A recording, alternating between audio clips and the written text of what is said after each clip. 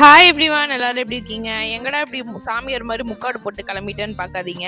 வண்டியில் போகணுங்கிறதுக்காக தான் அப்படி போட்டிருக்கேன். இன்னைக்கு காந்திபுரம் தான் போயிருந்தோம் கிறிஸ்மஸ்க்கு ட்ரெஸ் எடுக்கிறதுக்காக.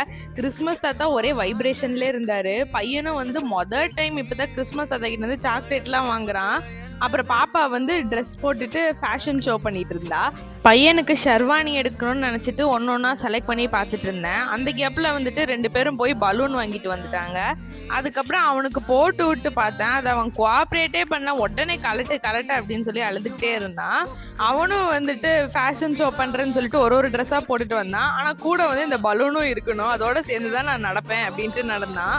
எந்த ட்ரெஸ் நல்லா இருக்குன்னு சொல்லிட்டு நீங்கள் கமெண்ட் பண்ணுங்கள். அதுக்கப்புறம் 1 o'clock ஆயிடுச்சுன்னு சொல்லி பசிக்குதுன்னு அன்னப்பூர்ணால போய் சாப்பிட போனோம்.